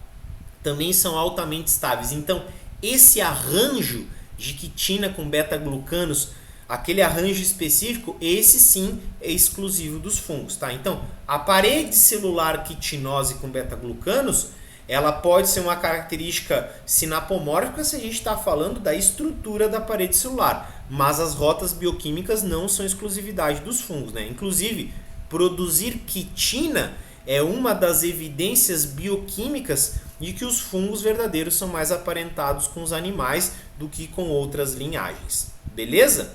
Mesma coisa o glicogênio, né, pessoal? O glicogênio aqui, que também é um polissacarídeo, só que nesse caso é um polissacarídeo de reserva energética. Aqui a gente utiliza muito mais o glicogênio para comparar, por exemplo, com os zoomicetos. Lá nos zoomicetos, né, nos pseudofungos estramenopilos, nós temos a micolaminarina. Nas plantas, nós vamos ter o amido. Aqui na linhagem Uniconta, de maneira geral, nós temos o glicogênio, né? Então, nós encontramos glicogênio nos slime molds, né? nos mofos gelatinosos, e encontramos glicogênio aqui nos fungos verdadeiros. Onde mais a gente encontra glicogênio? Nós temos glicogênio. Onde que nós temos glicogênio no nosso corpo? Entre as fibras musculares e no fígado, né? São as duas regiões de reserva de glicose do nosso corpo.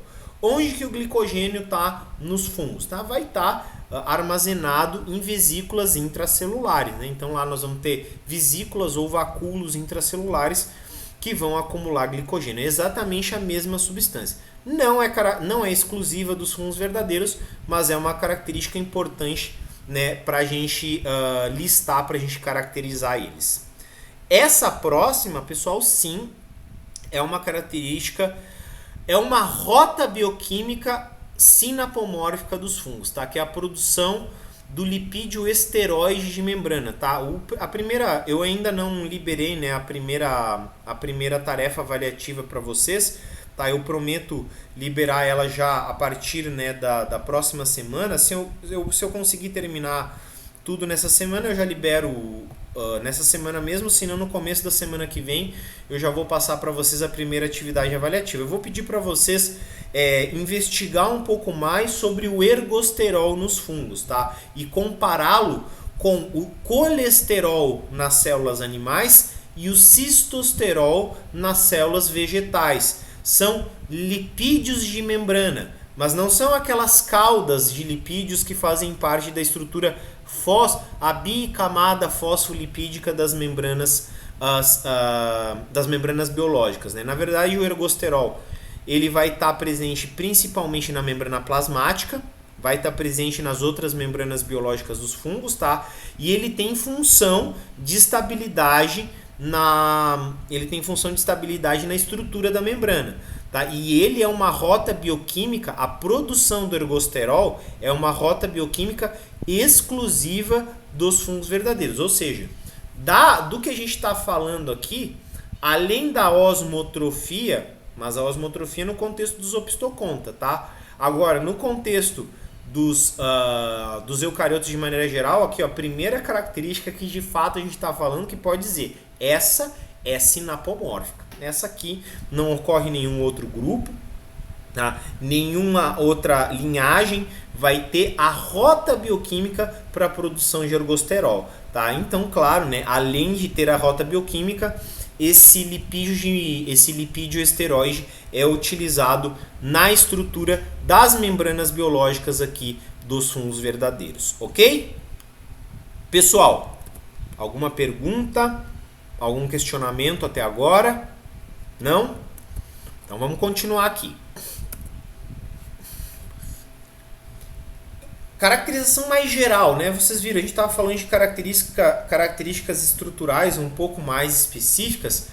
Vamos falar aqui, ó, da construção do corpo e de alguns aspectos mais gerais. Aqui a gente parou de falar de características, né? Nenhuma delas aqui vai ser sinapomórfica.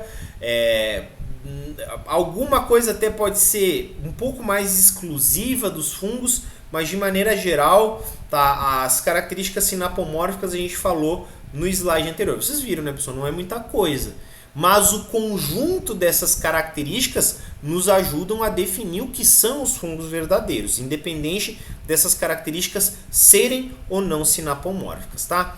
Então, uma outra característica dos fungos verdadeiros, pessoal, é que as fases somáticas jamais terão mobilidade própria, tá? Então, vamos ver os grupos que a gente está estudando aqui na disciplina, ó. Os 3 principais grupos. Heteroconta, pseudofungos heteroconta. Sésseis, não se movem. Pseudofungos ameboides, Se movem, né? Deslizam sobre o substrato com movimentos ameboides de maneira geral, movimentos de pulsação ou pseudópodos emitidos pelas amebas, tá? Então, são móveis. Fungos verdadeiros são sésseis, tá? Então, nenhuma fase somática dos fungos verdadeiros se move. Porém, tem células flageladas, mas são fases reprodutivas. Estamos falando aqui de fases somáticas. Então, em algumas linhagens aqui dos fungos verdadeiros, nós vamos encontrar células flageladas, esporos flagelados, assim como nos heteroconta. Porém, são esporos, são estruturas reprodutivas que podem se mover, ou seja, não são estruturas que sofrem meiose, né? Elas não vão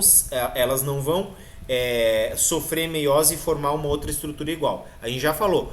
O que esporo faz na vida?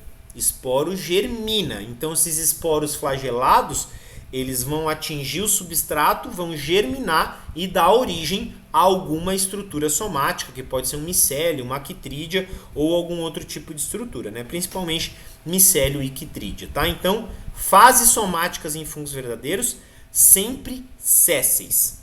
E essas fases somáticas, pessoal, para a gente relembrar aqui, né?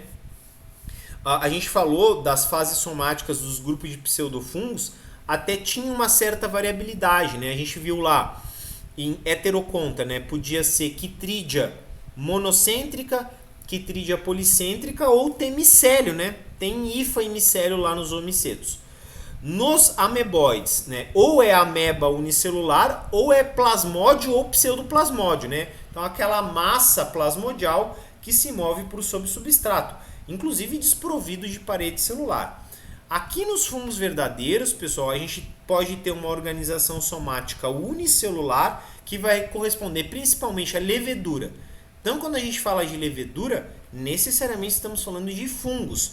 Não tem levedura nos heteroconta, não tem levedura nos ameboides, não tem levedura em nenhum outro grupo. Então, levedura é uma forma de crescimento unicelular exclusiva dos fungos verdadeiros. Podem ser microsporídeas, tá? Que é o grupo que a gente vai detalhar na sequência. Não vai dar tempo da gente detalhar hoje, né? Provavelmente vai ficar para a semana que vem. É uma forma de crescimento unicelular exclusiva de um grupo de fungos verdadeiros. Uma célula muito, muito pequena, especializada em fazer parasitismo intracelular. A gente vai detalhar o que é uma microsporídea. Ou ainda podem ser quitrídeas monocêntricas, né? É uma forma unicelular, mas com aquele arranjo que tem um centro somático e os rizóides que vão fazer o ancoramento.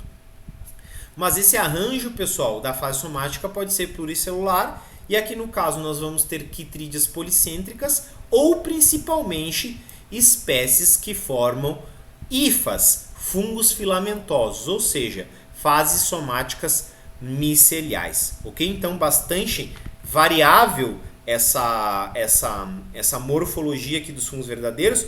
Então, cada grupo de diversidade vai ter uma característica específica em relação a esses modos de crescimento, ok?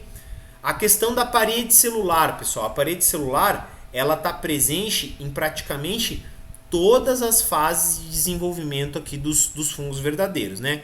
Então, vamos novamente comparar os três principais grupos. Lá nos heteroconta, parede celular também, presente em quase todas as fases. Só que lá a parede celular é celulósica. Nos ameboides, a parede celular vai estar presente só nas estruturas reprodutivas ou de resistência, ou seja, no esclerócio e nos esporóforos e principalmente no esporo. E ali também é celulósica a parede. Aqui, pessoal, a parede também vai estar presente em praticamente todas as fases. Raramente tem alguma estrutura fúngica desprovida de parede.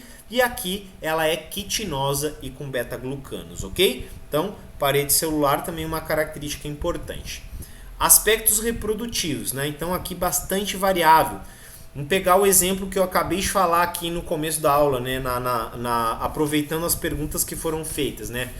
Então, pega lá, glomeromicota, né? O grupo ali que o Pedro trabalha, né? Ele é estagiário lá da professora Roselane. Glomeromicota, pessoal, é um grupo de uma linhagem monofilética dentro dos grupos dos fungos verdadeiros que perdeu provavelmente a capacidade de realizar reprodução sexuada.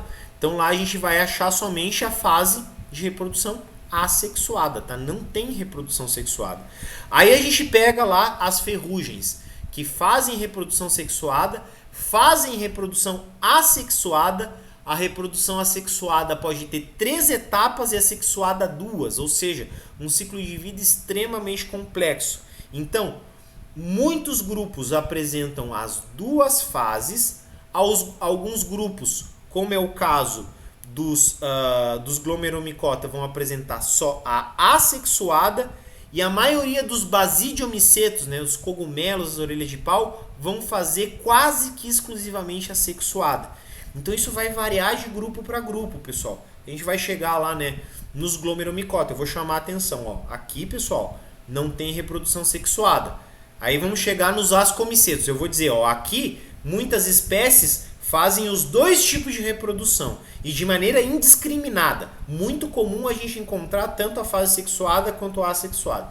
Aí chega lá nos basídeos, né? Então tem uma preferência muito maior pela reprodução sexuada. Então é bastante variável. A grande maioria dos grupos apresenta as 2 fases, as 2 formas de reprodução, mas claro que a sua importância, o quanto ela é difundida, vai variar de grupo para grupo. Ok? Agora, isso sim é uma característica importante, apesar de não ser exclusiva, é importante. Quando os fungos verdadeiros executam reprodução sexuada, ou seja, no seu ciclo de vida vai ter em algum ponto meiose e depois fecundação, em algum ponto do ciclo de vida, né, quando tem reprodução sexuada tem que ter esses 2 eventos, meiose e fecundação, tem que ter, obrigatoriamente.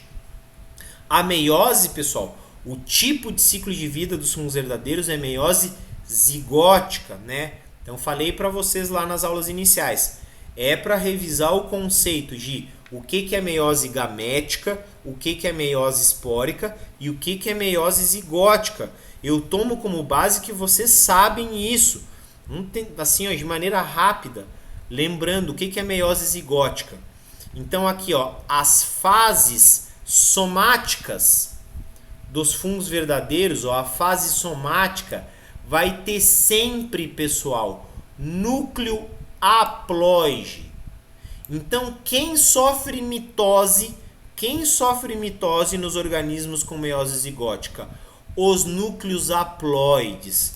Eles que sofrem mitose, eles que se reproduzem mitoticamente. Então, a fase somática, que se nutre, que cresce, que se expande, possui núcleos haploides.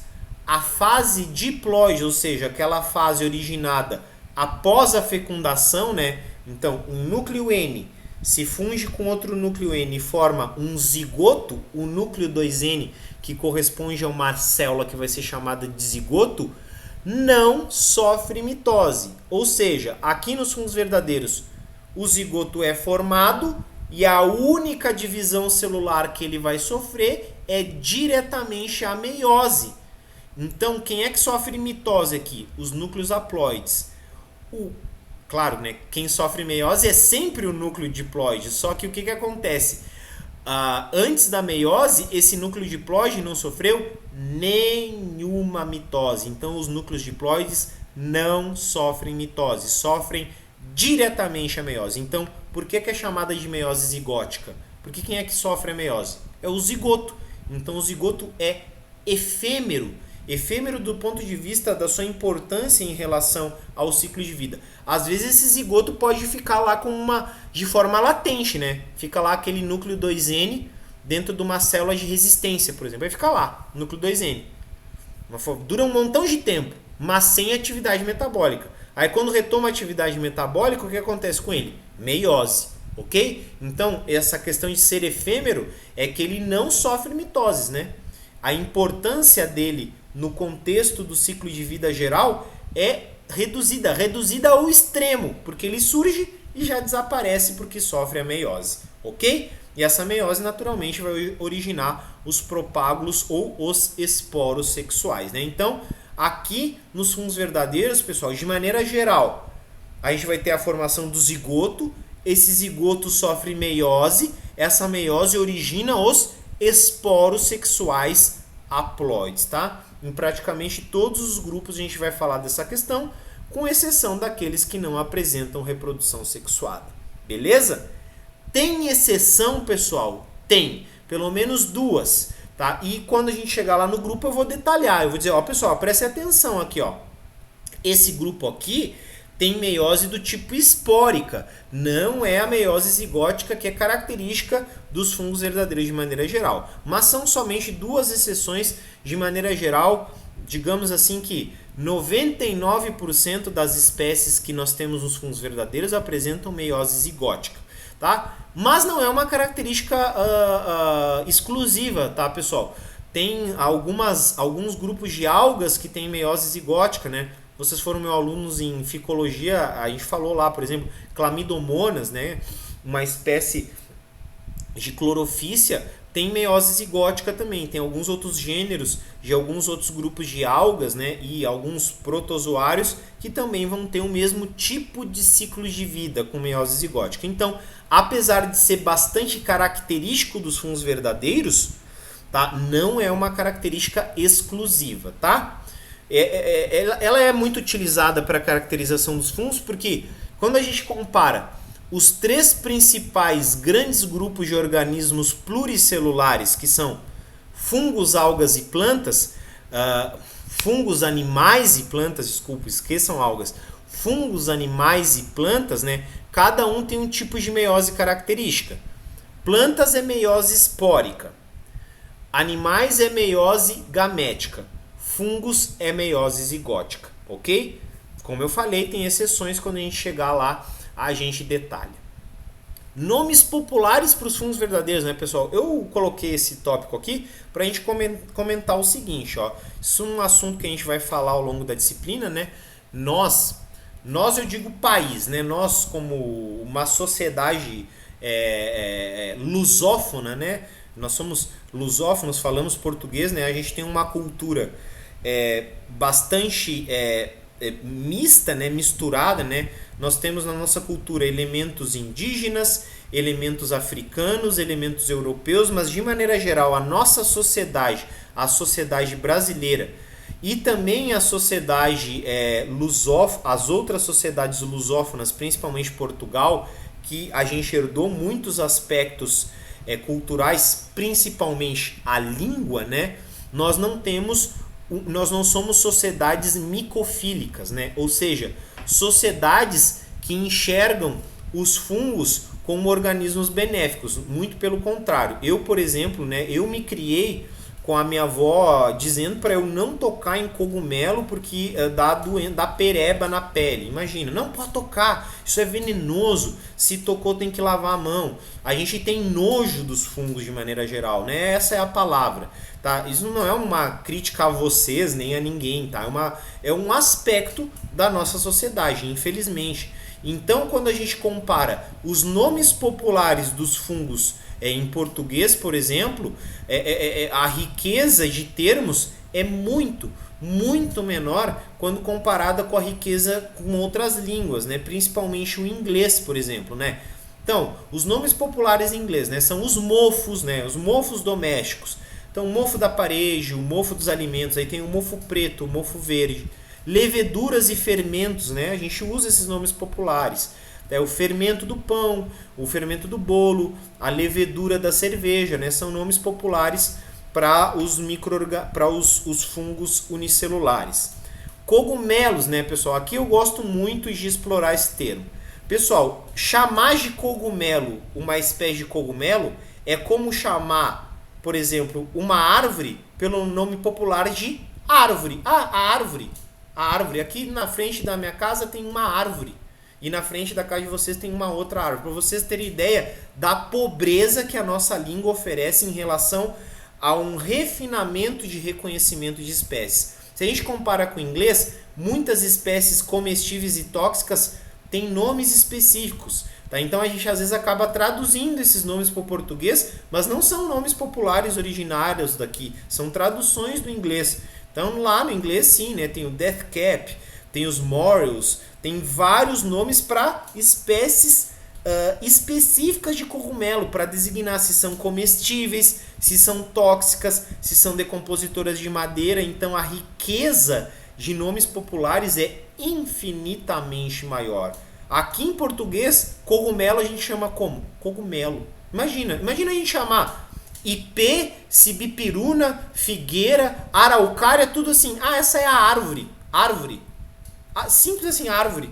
Então, para vocês terem ideia do quanto a gente, como sociedade, despreza os fungos. Tá? A gente é uma sociedade que, no geral, é aversa aos fungos. É uma sociedade micofóbica. Nós não somos micofílicos. Mesma coisa, orelha de pau. Orelha de pau, orelha de pau, orelha de pau. Em inglês, muitas orelhas de pau têm nomes específicos populares. Não estou falando de nome científico. Estou falando aqui de nome popular. Tá? Então, basicamente, né, a gente chama fungos de mofo, fermento, cogumelo e orelha de pau. São esses os principais nomes populares em português. Os outros aqui, até dependendo da área ou do conhecimento da pessoa, a gente conhece, né? Hoje mesmo, né, foi perguntado aqui na aula, o que são as ferrugens? Então, apesar de não serem nomes tão populares, muitas pessoas conhecem, né? Carvões e ferrugens são doenças que dão em plantas, então são nomes populares que são utilizados para designar esses fungos. Tem as estrelas da terra e puffballs, que são fungos gasteroides, né? Mas também são nomes são pouco conhecidos pela população em geral. Então, muito mais pessoas que são relacionadas às ciências biológicas utilizam esses nomes populares. Inclusive, puffball. Puffball é um nome em inglês, né, que a gente utiliza em português, né? Eu coloquei entre parênteses em itálico para destacar que não é uma palavra em português, mas a gente vem utilizando, né, esse termo. Ele tem ficado mais popular ultimamente para designar alguns fungos gasteroides, mas é importado do inglês. Trufas, né? Tem as trufas do ponto de vista alimentício, né, que são fungos verdadeiros também. Não é um nome muito popular, né? Poucas pessoas conhecem trufa porque não é um alimento muito comum aqui no Brasil, porque ele é muito caro, né? Então, claro, quem conhece pelo menos um pouco mais da alta gastronomia conhece esse termo. Senão, se a gente chega na população e fala, conhece trufa? Ah, conheço, né? Um morango com chocolate em volta, né? Imagina. Existem as trufas, né? Que são fungos subterrâneos, micorrízicos, só pra vocês terem ideia, pessoal, trufa é o alimento mais caro do mundo por peso. Você pode procurar, dependendo da safra. Quando a safra é muito pequena lá na Europa e nos Estados Unidos, tem espécies de trufa. A trufa negra, que é a mais apreciada na culinária, pode chegar a 2.000, 3.000 euros por quilo. Imagina 3.000 euros por 1 quilo de um alimento. São as trufas verdadeiras, né? Que são algumas linhagens aí de fungos verdadeiros dos Basidiomycetos, tá? Quando chegar lá nos Basidiomycetos, a gente vai falar do gênero Tuber, que correspondem às trufas, tá? Então, de maneira geral, nós temos poucos nomes populares, tá? Aí vocês podem procurar, mas os indígenas, professor, tinham mais nomes populares. De fato, tem um livro, né? A gente vai explorar ele ao longo aqui da disciplina, mais lá para o final, né? Eu vou mostrar para vocês, de repente alguns de vocês já devem ter contato, né? Que foi publicado há pouco tempo atrás, que são os cogumelos dos Yanomamis. Os Yanomamis, por exemplo, tinham nomes diferentes para espécies de orelhas de pau que tinham ou importância medicinal ou importância alimentícia. Um nome popular para cada uma dessas espécies. Mesma coisa os cogumelos, né? Cogumelos, eles davam nomes em função da cor, em função do potencial alimentício, então eles tinham uma diversidade linguística muito maior. Mas o que a gente herdou dessa cultura na nossa sociedade atual? Não é muito pouca coisa. A gente desconhece esse conhecimento que havia sido acumulado e a gente vai além, né? A gente destrói esse conhecimento, né? A gente é uma sociedade magnífica. Oi.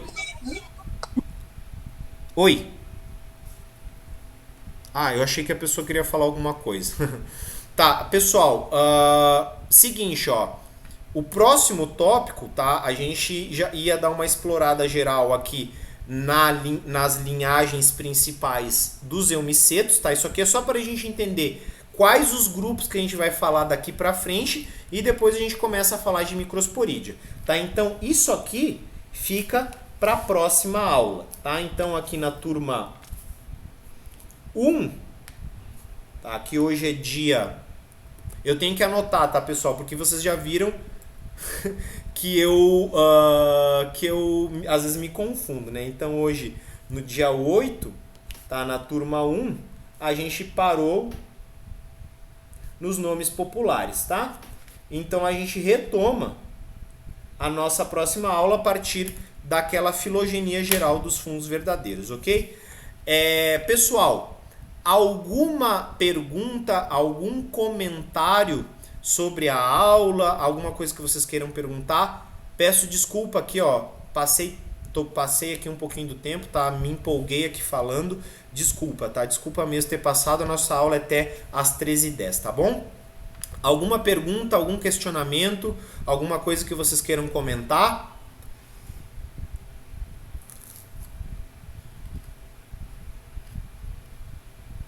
Não? Vocês estão me ouvindo? Sim, professor, estamos tá. vivo aqui. Ok. Então tá tudo ok, né? Tudo ok, tudo em casa, tudo tranquilo. Pessoal, então é o seguinte, tá? Obrigado aí pela atenção. Semana que vem a gente segue falando de fungos verdadeiros, tá? Então retomamos aqui, vamos retomar a aula daquele ponto ali da árvore filogenética, tá? A gente vai ter tempo para explorar o restante aqui da aula tranquilamente na aula que vem, beleza? Valeu, pessoal. Obrigado aí pela atenção. Professor, Pera, esse... tem um comentário aqui da Maria Júlia. Professor, esse slide já tá no Classroom? Esse aqui não, esse slide não tá no Classroom ainda, mas eu posso já colocar ele, tá? Eu não lembro exatamente o que eu já disponibilizei para vocês. Acho que a Mebozoa eu já coloquei.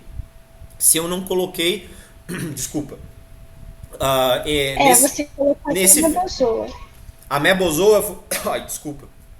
A Mebozoa foi o último, tá? Então esse eu não coloquei, tá? Então eu já coloco nesse... Durante esse feriado agora, vai ser bom aqui que eu vou ter um tempo para reorganizar as minhas turmas. Então eu subo já esses slides e já subo também o que está faltando de vídeo, né? Das aulas. Eu acho que está até bastante completo aqui. Deixa eu ver as atividades, por exemplo, da turma 1. Aqui a gente tem já até a aula de Amebozoa. Vai faltar a aula de hoje, a gravação da aula de hoje. Eu já aproveito e faço isso para essa turma e para as outras turmas também. Pessoal, vocês podem me lembrar disso também, não tem problema nenhum. Professor, não lembra de subir os slides ou de subir as aulas, beleza? E tem um comentário aqui, tá? Eu vi o teu comentário, Maria Júlia.